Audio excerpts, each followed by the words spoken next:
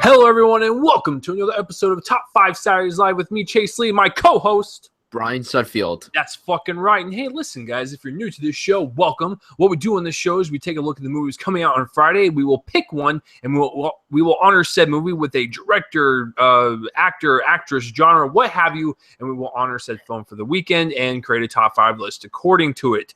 And the cool thing about the show is that it's live, so we have no idea what the hell's going to come out of our mouths, and we don't know each other's list, so it's going to be a good old fun time and whatnot.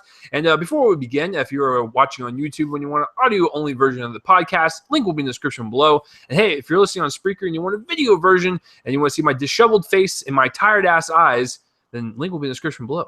But before we get into our topic, if you will, Brian, how are you doing? How was your first month of the college life?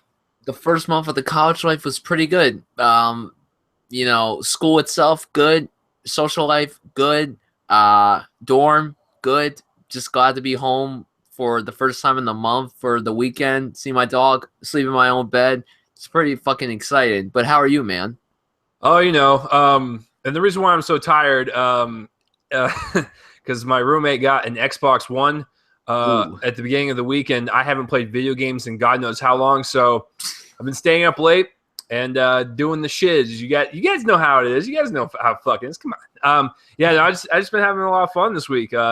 And my roommate's car is also broke down, so like I have to stay up late and go pick him up. And I get up at 7 for work and stuff. So it's been fun. So I'm probably like in this weird haze right now, but that's okay because you know when you're in a haze and you haven't really slept well and you have sleep deprivation going on, you start to hallucinate a little bit.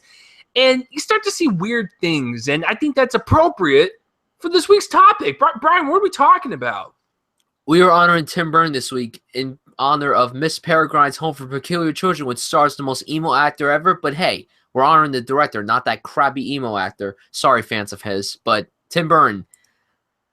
I've been excited for this list. This is a director I've been wanting to honor ever since we started the show, but this is the first time he's had a film out since 2014, and that was before we even made the show. So yeah, Tim Burton. Tim Burton. Did you hear that, folks? He just mixed Jason Bourne and Tim Burton because that's Jesus Christ, it's Tim Burton. Jesus Christ, it's Tim Burton. Yes, I'm excited to honor Tim Burton. Cannot wait. One of my favorite directors working today. Hit or miss, but I'm excited to honor the guy because the guy, say what you want about him, he's got a lot of good work. Lots of good stuff. Yeah, no, I'm really excited to talk about him. And the thing is with Burton, like when he hits it, he really hits it. But when he does not, he really does not. So it's really interesting how his career has been kind of patchy over the last 5 years. Ever since Alice in Wonderland, it's just been spotty as shit. But before that, we do have some really great gems and stuff. And this is one of the harder lists to come up with because, like I said, I'm not like, a huge fanboy of his, but I'm telling you, when he hits it really, really well, and I appreciate him a lot. But then when you see, stuff like Charlie and the Chocolate Factory, you almost want to question life itself. So, is that on my list? Fuck no, it isn't. I don't even care if I just spoiled that for you. So, that's okay. It's just one film. But Tim Burton's gonna be really interesting to talk about. Every time when I think of Tim Burton or like when someone brings him up, I always think of atmosphere. The guy knows how to really nail the tone and atmosphere of his films, and he really knows how to put his unique stamp on them by having really great production design, costume design, props, hell, even CGI, practical effects. The aesthetics to his films are just ridiculous. They're outstanding. It's almost like a really kind of like goofy haunted house look to all of them in a weird way. So except for a few, but for the most part, he's got that kind of like I said, like kind of that haunted house vibe and whatnot. So I don't even know what I'm saying. But no, like he's really great at like I don't even know how to put it. Like Brian, how would you? Am I on the right track? Like totally. Tim Burton has this kind of unique fantasy horror like element to his films, like whether it be like a Sweeney Todd or Sleepy Hollow or pretty much anything he's done with Johnny Depp, but even the stuff he hasn't done with him, like even like the Frankenweenie and the Corpse Bride. Oh wait, that is one that Johnny Depp did with him. Oops. There were probably a lot of Johnny Depp films on this list because pretty much everything he's done was with Johnny Depp. And but yeah, like I've always appreciated Tim Burton's style, like whether it be with the dark films or even like the contained films, like recently Big Eyes. Like I've always appreciated his versatile work, and like with this film, Miss Peregrine, obviously, yeah, it has that fantasy element to it, but it has like a nice little X-Men like feel to it, so that's pretty cool. And yeah, I cannot wait to honor him. I just want to jump into this list like badly, bro, badly. Don't worry, bro. It'll happen. Okay, bro. So I want to try this out for week to week when we do this and stuff. I want to see how challenging we can get. So, Brian, we're going to start this before we get into the list for every single episode. Yes. I want you to describe Tim Burton in one word. Like, if someone were to be like, who is this Burton guy? And you were to explain to him in one word, how would you wrap it up? And we're going to do this for every single week because I think it's kind of challenging to think of like one word to describe whatever the hell we're honoring. Shit. What do you got? Quirky. Yeah. I would do quirky, and then or you would do quirky, and then I would do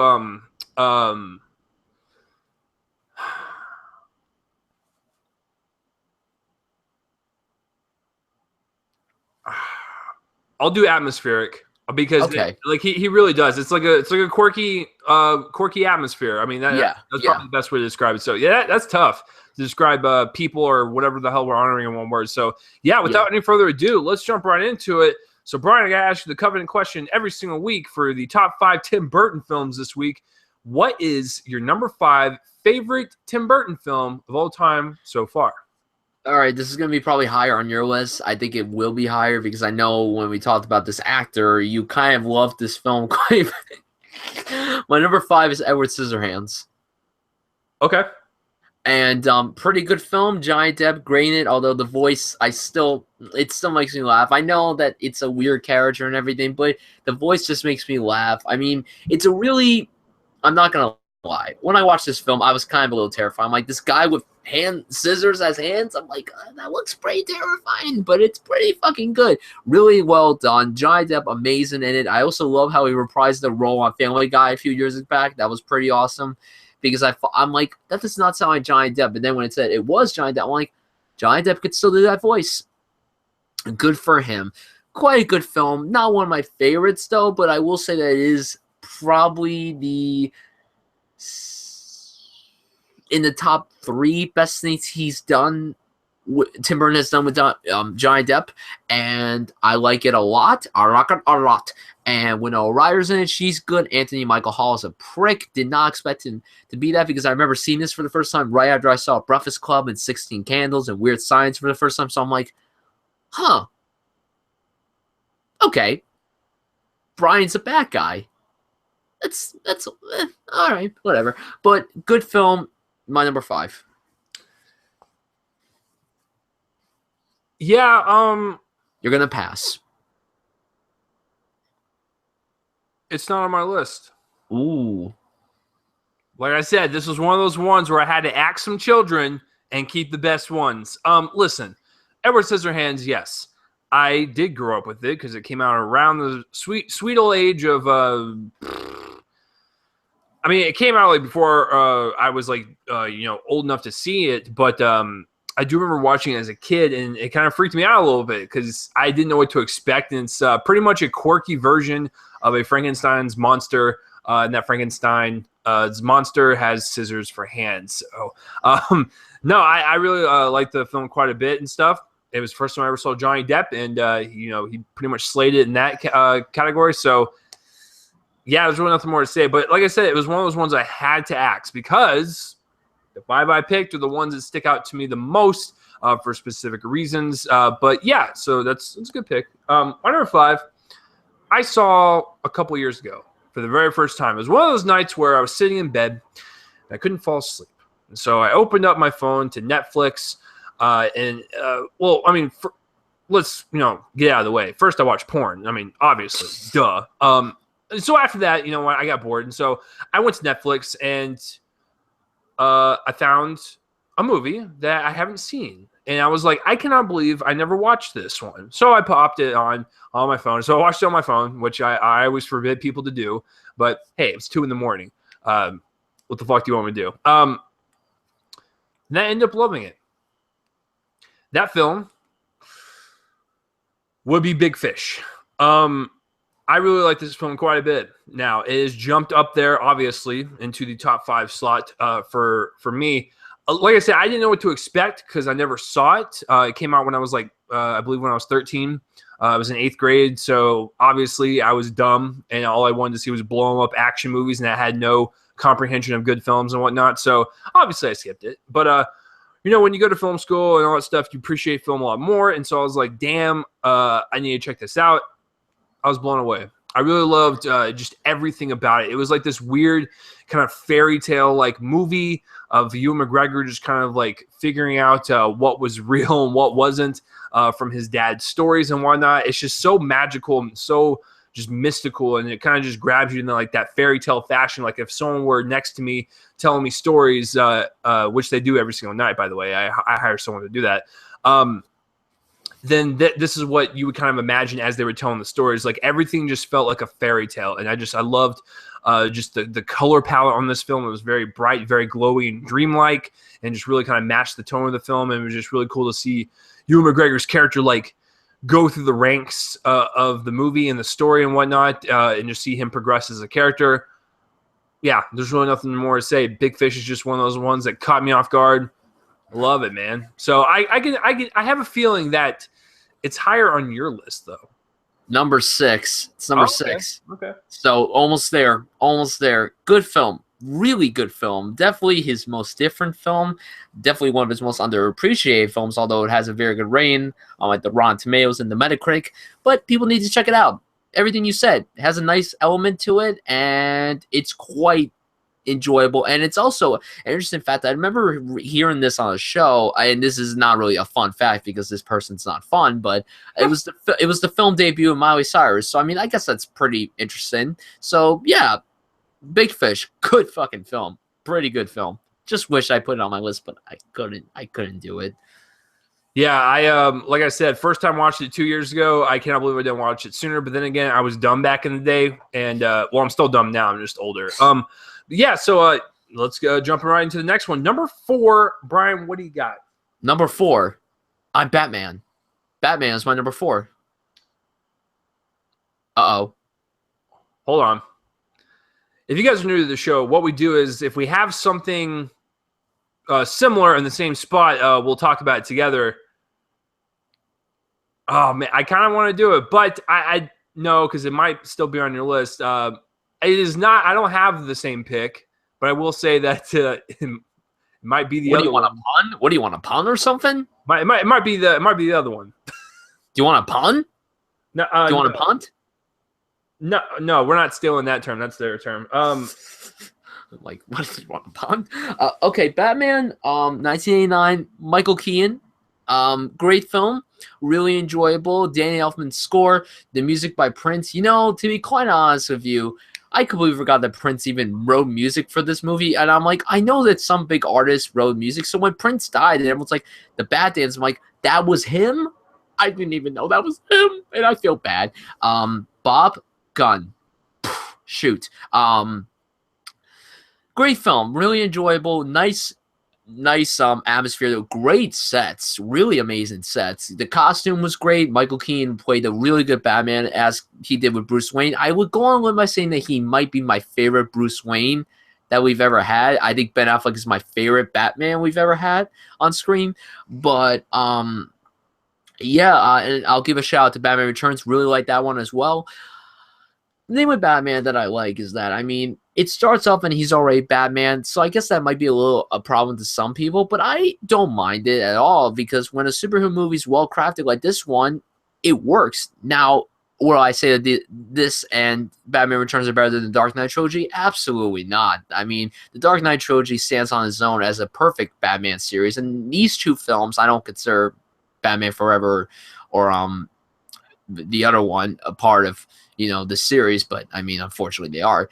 But what I like about it is that it's fun, it's entertaining, it's intense when it could be. Jack Nicholson's incredible as the Joker. I thought it was really well directed. I really enjoyed it. I kind of wish Tim Burton would go back to doing some kind of superhero movies, but then again, Miss Peregrine is his X-Men, even though I haven't seen it yet. So, yeah, Batman. I'm not really going to say much about my bottom 3. I think my top 2 I'm going to be praising a little more and going in depth about them a little more. But I really do love Batman, and I highly recommend it to anyone out there who hasn't seen any of the Tim Burton Batman films because they are quite good. Not as good as the Nolan films, but they are really good. I really love the 1989 Batman a lot. Yeah, I agree. It is not on my list because I'm going to do the flip side of it.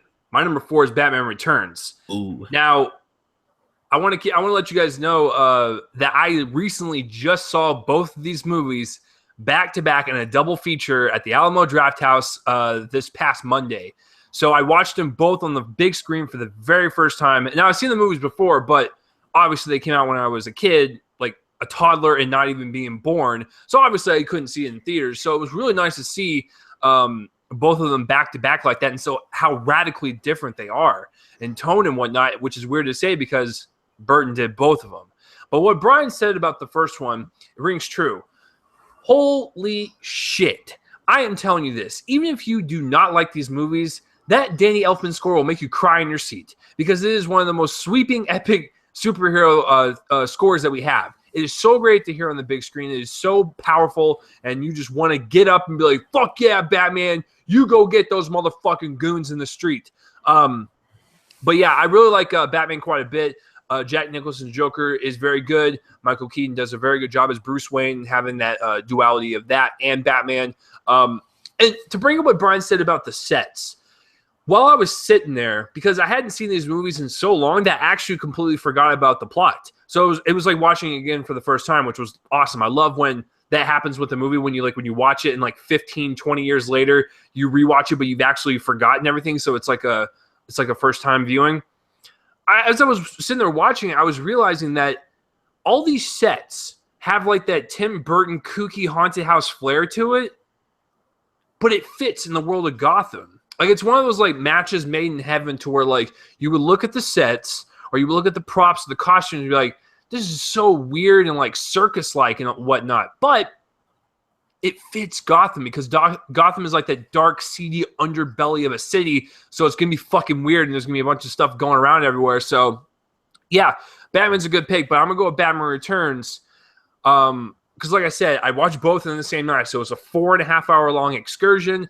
That was interesting. But Batman Returns, I think, is the most Burton-y out of the two. And also I think it's the best one out of the two because of how different it is. I felt like in the sequel, this is the one where Michael Keaton felt more comfortable as Batman and Bruce Wayne than the first one. I also think that the villains were a lot creepier and definitely a lot more menacing than the Joker. Not to say that Jack Nicholson didn't do a decent job as a, kind of like a gangster mobster version of this character, but the creepiness and the sexual libido on the Penguin is so disgusting and so gross that you have to just praise his performance. My favorite lines when he walks in that room. I think it was just the pussy I was looking for when he was talking to Catwoman. Everyone in my theater erupted because we're just like, holy shit! I cannot believe they got away with this in that movie. But yeah, it's darker, it's creepier. It's such a really weird Batman tale, but it works though. Because like I said, that Burton marriage with that in Gotham, I think it works very, very well. Catwoman, played by Michelle Pfeiffer. Oh, listen, like I said, I haven't seen these movies in so long to where I completely forgot everything. I forgot how committed she was in her role playing Selena Kyle in Catwoman. It was just kind of impressive to see that she really committed on screen and didn't really, phone it in like Halle Berry. And she actually gave a crap. But, with that and the Penguin and stuff, you have both of those villains. And you have Batman doing his own thing. And then you have Christopher Walken, which I completely forgot was in this movie. So when he pops up as the, what's his name? Martin Shrek or something like that. I forgot. He's like the CEO of the company they're going after. But he was a dick. So he was really fun to see as kind of like the human villain and whatnot. And then I have to bring this up. Every time when the Penguin was on screen, and it would have like that weird kind of circusy like theme music happening in the background, it just got so weird and bizarre every single time. I'm just like, I can't believe Warner Brothers allowed this. I can't believe they were just like, all right, Mr. Burton, what do you got for the Penguin? Well, he's going to dance around with penguin or midgets in penguin costumes. He's also going to bite someone's nose off. He's going to call Catwoman he wants to slam that pussy and whatnot. So is it okay if we do that, Warner Brothers? And they're just like, Mr. Burton, that's a little too much. And he's just like, oh, come on, pretty please. And he's like, okay, that's fine.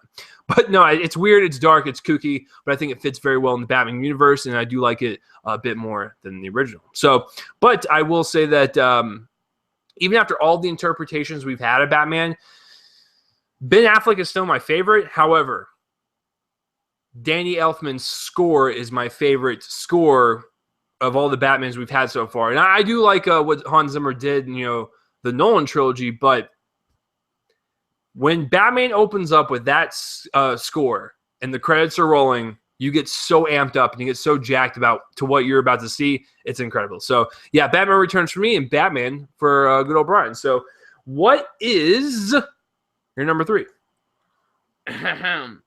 Nice fucking model. Beetlejuice. You know what's really funny? Before we begin, I was talking with my coworker today because I was trying to talk out loud and whittle down my list. And I was like, hey, Matt, do you remember Beetlejuice and how it used the F word in a PG movie? And he was like, he used the F word? I was like, yeah. When he looks up at Alec Baldwin, he says, nice fucking model, and he honks his dick twice. He was like, I don't remember that. I was like, oh, trust me. It's in there. It's one of the most iconic scenes because he grabs his crotch and he honks it, and it makes that little circus sound. So, yeah, no, good pick. Go ahead and do your thing.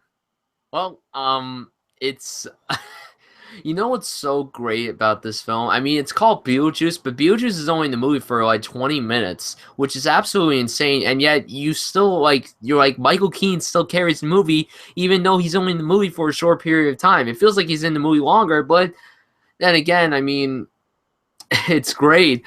Really well done. Hilarious film. I love Alec Baldwin and Gina Davis, right? Gina Davis? Yes. Okay, and Gina Davis in the movie. Winona Ryder does very good. I gotta say this right now. I've been when I rewatched the film not too long ago, Catherine O'Hara in the film, I don't know what it is, but she's fucking sexy in this film. I don't know how that's possible. I was like, you know what?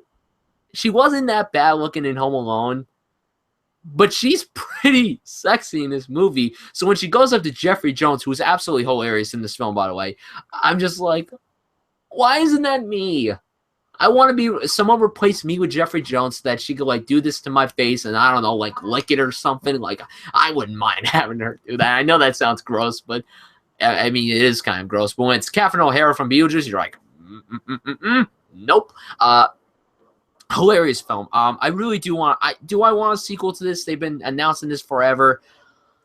I don't know. I think could Michael Keaton pull off the role again? Absolutely. I mean, look what he's done. He's had a huge resurgence in his career with Birdman, Spotlight. I cannot wait to see what he does in Spider-Man: Homecoming. I think he could play Beetlejuice again. I would want to see a sequel, but I mean, it's kind of impossible, but it's a great film. It's very terrifying. Like I said, it's hilarious. Probably easily one of Tim Burton's funniest films. I think it might be the funniest film he's ever directed, and I think it's a great film. And for everything that Beetlejuice says, I mean, when he brings up that he's seen The Exorcist 25,000 times, that scene was amazing. He's like, "You think I'm qualified?" That was great. Love it. Love Beetlejuice. Sorry, I'm not saying much about these films, but like I said, I want to save my love for the top 2 films. So, yeah, that's it for my number 3. And I am going to pass. Alrighty then. Yeah, good pick, though. All right, so my number 3. Now, I know I just said at the beginning of the episode that, modern Tim Burton from 2010 on up hasn't really been so great in his track record. However, there is one film that kind of really stuck out. I think Brian knows where I'm going with this. Yes, I do. 2012 rolls around, and this was the year that we had 2 excellent stop-motion movies. Yes. One of which was Paranorman, and that was done by Leica. And the second one, which is my number 3 pick, Frankenweenie. I love this one quite a bit. Now, I was telling my coworker about this because he had never even heard about it. He was trying to tell me to explain it to him, like what the movie is. So I basically just said this: imagine a stop-motion kid version of Frankenstein's monster, but also add a little edge for the adults. Like that's exactly what this movie is, and that's what really kind of sticks out with me when I describe it to people. But Frankenweenie, holy God, if you guys like stop motion movies, please watch this one and give it a shot. Not only does the black and white aesthetic really work for that the timeless story of a monster being created and the townspeople want to kill and stuff, but it's actually got a heart of gold and whatnot. It's a classic story, so having that black and white filter on it really works for the timeless story, if you will. The thing with stop motion, I've said this many times when I talk about Leica films, but they are so meticulous in the sets and the little puppets that they create with the clothes and the little props and stuff. It's just outstanding. Like you can literally pause any frame of the movie and look around and appreciate all the craftsmanship that goes into these movies. And this one is no different. Now, I'm going to tell you guys right now, I've never seen Corpse Bride. So this is my first Tim Burton stop motion animated movie, because guess what, folks? I hate to break your little bubble, but he didn't do Nightmare Before Christmas. I know a lot of people are like, oh my God, like that's not Tim. Like, I know that's Tim Burton. No, he produced it. The actual director of Nightmare Before Christmas actually did Coraline. So there's that connection right there. But a lot of people get that confused. So that technically is not his movie that he directed. But out of the 2 that he has made, I've seen one, and I love it to death. Like I said, this just feels like a classic story, but it's also got a little bit of edge for adults. That one frame, when I saw this in theaters, I looked around and I cannot believe that there was so many children in the audience. But again, it was PG, so the parents had no idea. Brian, do you remember the part in the movie where at the very end when the cat gets pierced with the rod? Yes. Holy shit. Quite a shot. Yeah, I was like, what the fuck? Like, it literally stays on the cat and it gets pierced down to the ground. I'm like, well, damn, Burton. I'm glad you stuck with your guns and did not tell Disney to take that out. But, yeah, very classic story, told in a kid form. It's just really cute and charming. I think even with the edge and whatnot, I think kids will still enjoy it. But adults can find enjoyment in it as well. It's just a really nice rendition of the Frankenstein monster. Since we've had so many renditions of it, it just felt fresh to me. So that is my number 3 pick. Brian, would you like to talk about it or pass? It's not on my list. Pretty good film, and I will bring up Corpse Bride because you just brought it up. Love that one. I think I like that one a little more than Frankenweenie, but Frankenweenie is pretty good. Now I have to ask you this: which one do you like more, Frankenweenie or Paranorman? Oh my God, because I had that debate in 2012 with my friends when we both saw him. Because one of my friends, he majored in animation, so like this is his deal. He loves stop motion, and it ultimately came out to a tie. Like I honestly can't decide. But if I had to give the edge to one, it'd probably be Paranorman, to be honest. I would say Paranorman as well. Yeah, but they're still great films. So no, they are totally. Yeah. That was a great year for animation. Excellent year. Yeah. So yeah, no, I enjoy it quite a bit. And it definitely made up for the lack of Pixar films, because in 2012 there were none. Oh, actually, there was Brave. Ugh. No, Brave came out in 2013. 2013 was Monsters U. Oh, that's right. When did they take their year off? Was it 2014? Yeah, because in yeah.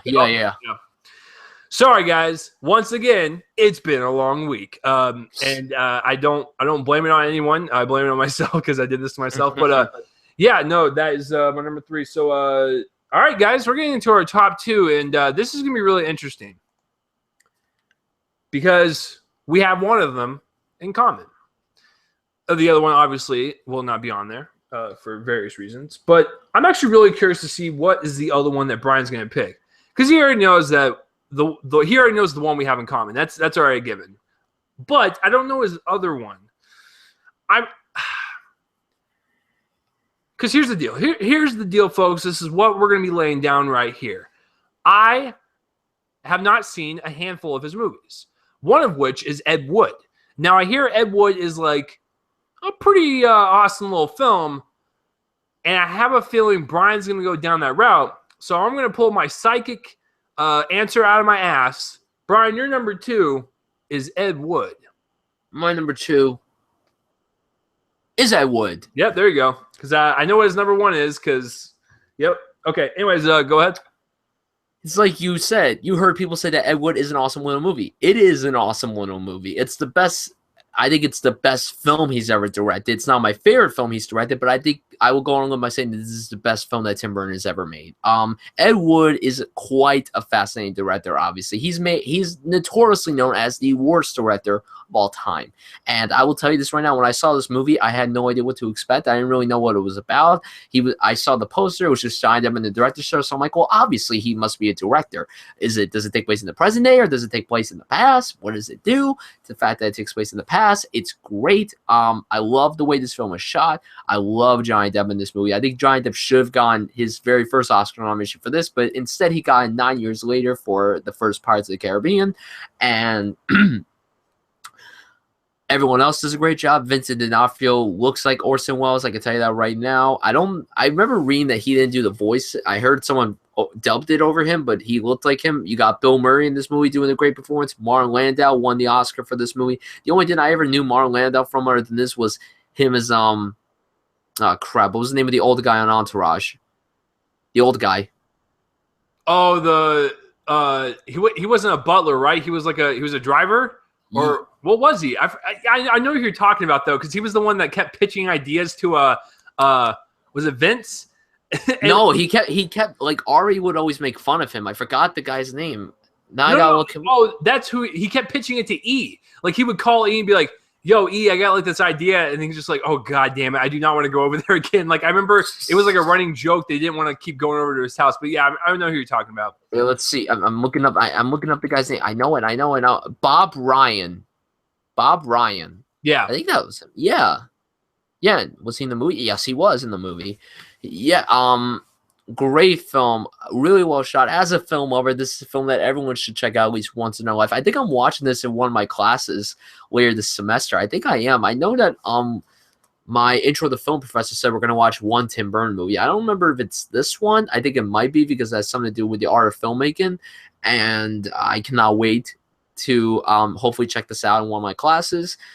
It's one I could have sworn she said something, but regardless, I think it's a great film. It's Tim Burton's best film ever, in my opinion, but it's not my favorite one. Like I said, my favorite one was something really special to me, because I'll get to that when I get to my number 1. But Ed Wood, everyone check it out. It's one of Johnny Depp's best performances, one of his best films. I think I put it as my number 2 when we did the Johnny Depp episode last year, which is crazy. It feels like we just did that not too long ago.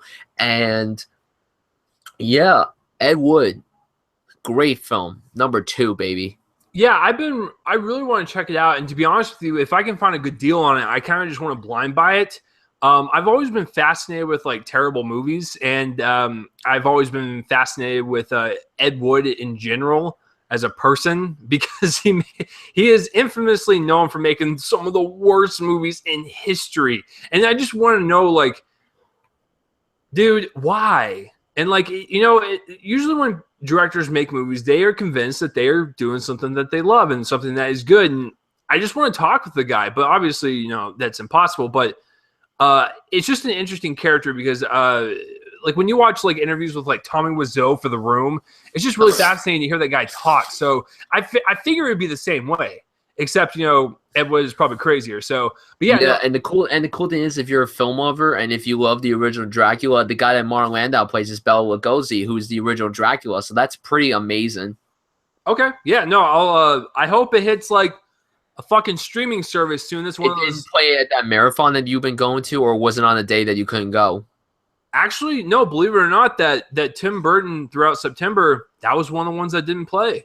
If it was, I would have done it hands down because the only ones I saw during that month were Mars Attacks and the Batman films. But they did like Beetlejuice, Pee-wee's Big Adventure.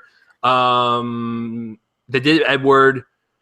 I believe they did Big Fish, and they did. I think that was it. Like, yeah, no. If they definitely had Ed Wood as one of the selections, I would have been there. I would have bought my ticket months ago. But yeah, no, it's just one of those films that, like, for some weird reason, hasn't hit any streaming service yet, which kind of boggles my mind. So Netflix, get on that shit, purchase it, throw it up there for me. So I'm sorry I'm being selfish. All right, that's a good number 2. There's no reason to stall. My number 2 is actually Brian's number 1. My number 2 is Sweeney Todd. Listen, I am not a fan of musicals, period. But I remember I was working at the theater at the time when this came out. I took all my friends to see it, and I was blown away. I loved the dark, gothic atmosphere of the film. It kind of reminded me of like American Werewolf in London, almost like that, kind of like that foggy, like old school, creepy atmosphere to it. And once again, I was telling my coworker, he had never seen this movie. So this is why I told him. I was like, hey, Matt, I'm thinking about putting Sweeney Todd on my list. I really love it, and I'm not a fan of musicals. He's like, oh, okay, well, what is it about? And so I was like, Johnny Depp kills people and gives the meat to Helena Bonham Carter so she can bake it in her goods. And he was like, the fuck? he was really confused as to like what I just said. Yeah, no, it's a dark film. It's a very violent film. It's one of the few R-rated. Well, I guess it's one of the few R-rated musicals in general, and I love it. So, but going back to the film, like the music is really great. I loved all the songs, like especially that were sung from Sacha Baron Cohen's character. Johnny Depp has a great singing voice. So does Helena Bonham Carter. I love their makeup in this one. I know a lot of people, when they see Helena Bonham Carter or Johnny Depp, oh my God, it's makeup face. Like, you know, they're going to just wear some weird makeup and they're just going to prance around like idiots. Believe it or not, I think the overall like levity of the musical kind of tone of the film mixed in with the gothic atmosphere, I think their makeup and their costumes work for this one probably the best out of any Tim Burton film, period. So yeah, I really love the kind of like a dark gray and white aesthetic throughout the film. The music is really great. The cinematography is gorgeous. I love the way the little town looks and whatnot.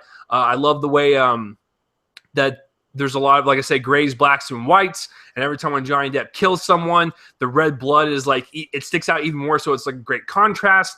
And of course, the music is always really great. So yeah, Sweeney Todd is just one of those movies to where like I walked out of the theater going, hot damn, I actually like musicals now. Fuck me, right? So really great one from start to finish. I highly recommend it. If you're not a fan of musicals, give this one a shot, and maybe you'll like it as much as I did. So that is my number 2. I don't even need to ask Brian. Brian, number 1, tell me why you like it so much. Okay, yes, Sweeney Todd is my number 1. It's my favorite thing that Tim Burton has ever directed. Unlike you, I love musicals, and this was something different for me because this was the very first R-rated musical I've ever watched. It was one of the first R-rated movies I've ever seen when I was a kid, and the soundtrack was always playing in my mom's car. She would always play the soundtrack, so I basically knew the story before I even saw the movie. But when I saw the movie as a little kid, I adored it. Then I watched it a few years later when I got older, and I'm just like, this is actually a legitimately great film. Like, it's a really great film. I mean, you look at it when you first hear about it, and you're just like, oh, it's Johnny Depp killing people. Like, that's stupid. Sure, it may sound dumb. It sounds great at the same time, but it's like, you get why he's doing what he's doing. I mean, he went through so much shit. Like, when you watch the movie and you see what his character went through, you're just like, this guy didn't deserve anything. You see him for the flashbacks. He was a good guy. And he still is a good guy with just some evilness inside of him. And you're just like, oh, I don't like him. But you have to understand why he's doing what he's doing. And I love the dramatic aspect of this movie. Like, sure, the songs are all fantastic. I don't dislike any. I think there's only one song in the movie I don't like, and it's from Timothy Spall's character. But other than that, every song is great. The performances are great. Johnny Depp, I will go on by saying that my two favorite lead performances from 2007 were Daniel Day-Lewis in There Will Be Blood and Johnny Depp in Sweeney Todd. Like, those were my two favorite performances. If There Will Be Blood did not come out that year, I would have given Johnny Depp the Academy Award for this, because this is my favorite performance that he's ever given. It's not my favorite film he's done. My favorite film that he's ever done was Donnie Brasco, and this is like right there. Like, this is my second favorite thing I think he's ever done, Johnny Depp. And Helena Bonham Carter, this great. The late great Alan Rickman, rest in peace. He was fantastic here. It was so cool seeing Jack Sparrow and Severus Snape together. Like, that was an ultimate nerdgasm. Then you have Timothy Spall, another Harry Potter member. You have 3 Harry Potter cast members in this movie, which is pretty amazing. And then you got Sacha Baron Cohen, and you're right, his song, like, after his song, like, that's when you see Sweeney Todd go, like, all crazy and stuff. Like, the scene with him and Sacha Baron Cohen, that scene is legitimately terrifying. And this is a horror musical, so it's also a different combination. Like, you've never seen a horror musical ever. We've seen musicals, we've seen horror movies, but how rare is it that we get a horror musical? It's very rare, and this movie's so well done. Even the horror sequence, like, the only reason why this movie's rated R is because the strong use of blood. That's the only reason why this movie's rated R. There's not really a lot of cursing in this movie. There's really nothing terrifying except for the death scenes. The ending alone is a beautiful, scary ending. I mean, I never looked at ovens the same way again. Gross. I own it on Blu-ray. I think it's a beautiful film. I love Sweeney Todd. It's my favorite thing that Tim Burton has ever directed. I will go on by saying that this film should have been nominated for Best Picture and Best Director. I think Tim Burton should have gotten his first director nomination for this movie. He's been nominated in the past, both for the animated films that he's directed. So, I mean, I guess that's saying something. But as a director, I think this is the best, like, competing with Ed Wood, the best thing he's ever directed. And if you're not a fan of musicals, you just heard from someone who doesn't even care for musicals that loves this movie. So you gotta go check it out and appreciate it. If you don't like it, then you don't like it. It's on Netflix if anyone's interested. So if you don't like it, you're like, well, I mean, I didn't waste any money. So yeah, whatever. Sweeney Todd, my favorite Tim Burton film. I love it so much. One of my favorite films of the last 10 years. Check it out if you haven't seen it, please. Thank you. Good night. Yeah, no, it was a different theater experience for me, and I enjoyed it quite a bit. Now, listen. For me, like, with Broadway and plays and stuff, I'm very, like, picky on what I want to see as my, like, very first one or whatever. But if I were to ever, like, pick and choose my ultimate dream list, my top 2 have always been, I've always wanted to see live in person as a play was Sweeney Todd and the Book of Mormon. Those are the 2 I've always pinpointed as the shows I've actually wanted to see in their original forms, because Sweeney Todd is based on a play and whatnot. So, that would be really fun to witness for sure. So, yeah, this is a great pick. Great pick. All right. My number 1, I think I let nostalgia get in the way this week. And you know what? I'm totally fine with it because I've seen the movie a million times, and to this day, it's still entertaining. I did not go with Edward Scissorhands because I saw 2 Tim Burton films when I was a kid. It was Edward Scissorhands, and the one that made it as my number 1 pick is Beetlejuice. Guys, listen. This was not only the first Michael Keaton movie I ever saw, it was the first Tim Burton movie I ever saw.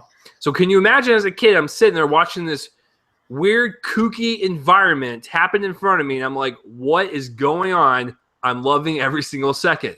So this kind of really got me into the love of, like, horror comedies and whatnot. And man, I guess if you just want to run down the movie real fast, like, Michael Keaton, great shit. Like, even to this day, when you watch the movie, you cannot even tell it is him. With the wig and the makeup, to this day, you still cannot even tell it's him.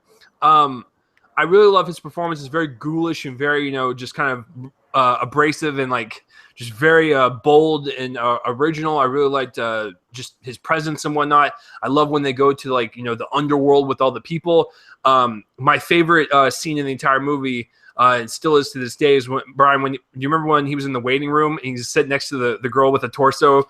Her torso's cut in half, and then the fucking huge, like, the huge raisin head. Like, Yeah. he just looks over and he's like, "You gonna hit that or something like that?" That wasn't one, but he's like, "You gonna hit that?" Oh my god. It still gets me to this time. Like, the comedic timing on Michael Keaton is why he is Michael Keaton. when you watch this film, you can see that he's got the comedic chops to like carry a movie and really kind of stand out in each scene. So he's really great. Alec Baldwin and Gina Davis are really great as the couple. I gotta agree with Brian. Hey, listen, we're not gonna tell Mr. McAllister, but hey, Catherine O'Hara was kind of attractive in this one. I really liked all the family that moved in. Winona Ryder was really great as the kid. I loved all the practical effects, all the usage of the costumes and the sets and stuff. It's just really kind of interactive and stuff. One of the creepiest scenes, even when you watch it when you're older, it is still creepy. How in the hell did this get a PG rating? Is when they're at the dinner table and they're summoning the previous owners to come back in the bride's dress and the tuxedo. Those fucking skeletons, man, creepy as dick. Like, not skeletons, like they're actually like corpses, excuse me. But, God, it was just like, it's like, Jesus, Tim, like, calm down. There's children watching this. No, but once again, it adds to that like horror flair to it. But you know, deep down, this is a horror comedy. There's a lot of darkly comedic moments and whatnot. It's just a unique story on the afterlife and dying and stuff. So for that very reason alone and its originality and stuff, I gotta go with Beetlejuice. It was the very first one I was introduced to. That's why it's my number one. So that will do it for this week's episode, guys. In terms of the list, here are our list. I appreciate all of these. These are actually really good. And it's really interesting to see someone pick the original Batman and someone pick the sequel. So moving on to the ones that just did not make our list, because there are a few. And then, holy God, dishonorable mentions. I'm going to tear it a new one. So for the honorable mentions, I'll do Mars Attacks. I think that's a really fun one. Once again, saw as a kid. Saw in theaters 2 weeks ago. It's almost like as if I saw it for the first time because I completely forgot the plot and everything. I was like, I forgot how much fun that was. And of course, Batman, Edward Scissorhands. Let's see. Full disclosure, I have not seen, well, like I already told you guys, Pee-wee's Big Adventure. I have not seen Ed Wood. I have not seen Sleepy Hollow. I have not seen Corpse Bride. And that's it. And that's it for my honorable mentions. Okay, I guess I'll throw it in there as my last one. I didn't really hate Big Eyes. It's like, it's fine. It's serviceable. It's not anything like, you know, like I walked out going, well, damn, my night's ruined. It was just like, it's not going to make my top 10 of the year or anything. It's just, it's whatever. So, Brian, what are the honorable mentions that just, you know, they were like kissing your list? Big Eyes, butthole. Big Eyes, I really enjoyed. I just didn't expect much from it because, you know, Tim Burton at that point was just so hit or miss. So it was cool seeing him making it, you know, a normal film. Big Fish, Sleepy Hollow, good film. Batman Returns, Corpse Bride, fantastic. You know, I haven't seen Pee-wee's not Pee-wee's Big Adventure. Wait, is that the one he directed? Okay, yeah. Okay. I haven't seen it since I was a little kid. I was going to rewatch it, but I just didn't have enough time to rewatch it. Quite enjoyable, and Frankenweenie for sure. Now, Mars Attacks, that's the only Tim Burton film I actually have not seen. Out of all the films, that's the only one I have yet to watch. So I think you'll like it. It's such a it's such a weird like little sci-fi comedy, but it works. It just works. I enjoy it. And the fucking aliens, man. Their language sounds like they're gaggling on like a pile of dicks or something. And they're just like, and like I was sitting in the theater because I completely forgot how they sounded, and like I almost was crying laughing. I was like, this is so great. So no, I enjoy it quite a bit. I think you really like it too. Okay. Okay. I forgot that was your last pick. All right. So for dishonorable mentions, listen, as much as I like the Burton, holy God, does he have some stinkers? Okay. I'm going to say this right now. I am indifferent to Planet of the Apes. It's whatever. I don't really deem it as like a trash fest. It's like, it's not really my worst movie. You know, my worst movie is Transformers 4, but you know, it's whatever, man. I gotta go with Alice in Wonderland. Didn't really care for it. Dark Shadows. Oh my God, what was that? Like, no, I'm asking you, like, legitimately as an audience member watching this, as a legitimate question, what in the fuck was that? I know what it was. Listen, I realized it was based on a TV show, but that TV show was so fucking old. when you bring it back, no one knows has any idea what it is. So to us, it just looks like a really weird, pale vampire movie with Johnny Depp in it that has, jizz hair. Because he has, like, those, like, little strands of hair that are, like, totally straight and not moving. So, I don't know. That was gross. Sorry. No, I did not like Dark Shadows. But by far the very, very worst one he has ever done. Once again, talking to my coworker again, I was like, why in the holy fuck balls would you remake it? No one was asking for Charlie and the Chocolate Factory. No one. Who was that one person in the back of the room that was like, I want it? Because they need to be shot, okay? No one was asking for that remake. It does not even hold up a candle to the original. It is like a fart in the wind. It just needs to go away and just drift off forever. So that, I believe that is his worst one for sure. So, Brian, take it away. What are the ones that just get under your skin? All right, here we go. Alice in Wonderland. Kind of disappointed. I was really excited for the film. It came out like the same week as my birthday. I think it came out on my birthday. So I was like, well, that's depressing. Well, what a disappointing birthday gift. Oh, Disney, what? And you generally don't disappoint. Dark Shadows. I agree. I was actually kind of looking forward to that one. I was actually kind of looking forward to it. I'm not going to lie. I was actually really interested in that movie because it was a clever idea. This vampire gets resurrected in the 70s. Sure, it sounds dumb, but it sounds pretty cool. I was like, cool. That could be cool. And then Planet of the Apes, I will agree with you. It's not as bad as everyone says it is, but it's not good either. So, But I will agree with you. The worst thing he's ever done is easily Charlie and the Chocolate Factory, a.k.a. the most disappointing. Actually, no, it ruined my childhood. I'll say this right now. When I was a little kid and I saw this movie, before I watched movies, I was like, I still think Willy Wonka's better, but this is not bad. As I got older, I'm like, oh no, this is awful. It starts off good, and then when he comes on screen, you're like, what? It's a horror movie. It's terrifying. I mean, so is Willy Wonka in its own ways, but I mean, it started off not too bad, this movie. This movie could have been something that wasn't terrible. But then when fucking Johnny Depp, a.k.a. Michael Jackson 2.0, a.k.a. Jar Jar Binks comes on screen, you're just like, why? And dishonoring the original. Now, look, here's the thing. I get it that this one may be more of an adaptation to the book. I totally get that. And I get it if they wanted to do a non-musical version of the movie. I understand that and everything. And it could have been good because if they had the right people helmeted. Because at one point, Martin Scorsese was going to helm this movie. Can you imagine Scorsese doing this film? I certainly couldn't. I mean, at this point. All the children would be swearing and stealing the candy from Willy Wonka, leaving him like out to dry and like having the Oompa Loompas like probably kicking the shit out of him. Sorry. Nice fucking cat. Where's my chocolate? But no, in all honesty, I'm just like, it was nicely shot. I like the costumes. The sets were not too bad, but Johnny Depp, and it's always sad whenever your lead actor ruins a film, especially when someone as talented as Johnny Depp. But Johnny Depp really, he was trying too hard.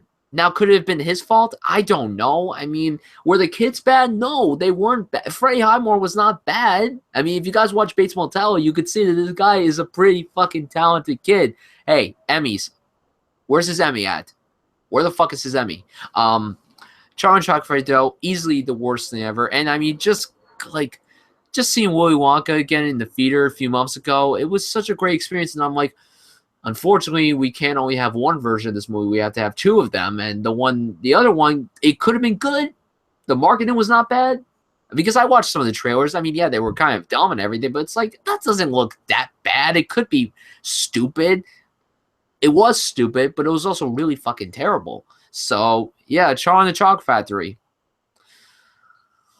The end.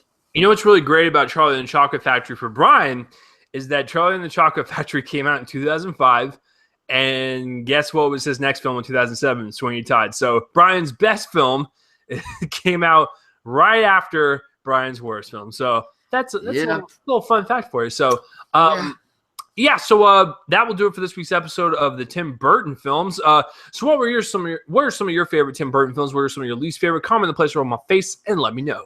All right, Brian, what are we doing next week? I don't even think you know the topic. So I was trying to think of a topic because the only things coming out next week are Girl on the Train and The Birth of a Nation. So we're going to do probably, in my opinion, the most difficult list ever. So we're going to honor Birth of a Nation. What exactly we're going to do? What studio is it sponsored by? Fox Searchlight. We are going to be doing our top 5 Fox Searchlight Pictures films. Now, this is going to be very tough because I looked through their catalog. They have a lot of fucking good stuff. 5 films. This is going to be tough. It's like whenever we do genres, it's like, I don't even know I already know my number 1, but I don't know my 2 through 5. Like, this is going to be really tough because I'm going to feel so bad for taking off certain things on my list, but it's going to have to happen. Could we do a top 10? Nah, it's called top 5. So this is going to be a fun list. Cannot wait to do our top 5 Fox Searchlight Pictures films. Oh, God damn it, Brian. I already know what your number 1 is, so thank you. Oh, how could you not know? You've known me for like 3 years. You know. Because you keep whipping your dick out for it and keep jerking yourself to it. Like, every time when you want to bring it up, every time, it doesn't even matter if the person is not in it. They would be like, yeah, that movie is just so good. It's like, Brian, that's not what we're doing. That's not the list. And so, yes, I already know what his number 1 is, for sure. But for me, I actually have no clue because I need to re-look at all the lists. I need to look at the list of movies that they have distributed and whatnot. So it'll be really interesting. And Brian, we should do this more often. So we should do their the studio's independent companies like Sony Classics, A24, Paramount Vantage.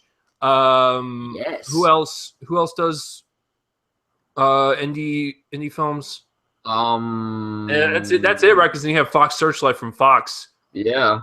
Huh. Yeah. Okay. So I guess that's it. So yeah, we should definitely do more of that for sure. It'll make it extremely hard. So yeah, Fox Searchlight films. It'll be very interesting. And by that point, yeah, I'll have actually seen. Hopefully, I'll have seen Birth of a Nation before we do the episode. I don't know yet. So, but yeah, I'm excited to do that. It'll be interesting because I have no idea what's on the list. So it's going to be all a mystery to me. So it'll be very, very fun. So. Yeah, that will wrap it up for this week's episode overall, guys. Brian, where can the people find you online? You can find me on Twitter at BrianSuff98 and on YouTube at Brian Suffield. And please go check out the Real Cinephiles YouTube channel. We just did a Tim Burton retrospective. Quite an episode, although my co-hosts are idiots. No offense to them. But hey, quite a fun show. Please support us. We need more subs. Thank you. And this is Brian's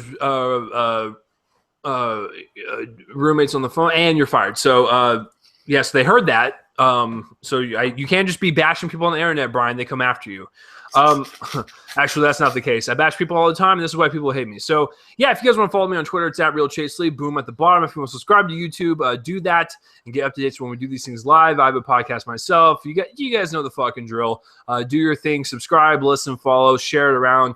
Do what you do best. So me and Brian will see you cool cats next week for Fox Searchlight. This week was definitely a lot of fun. So yeah, well, I guess we'll see you guys next week. So yeah, I'm Chase Lee.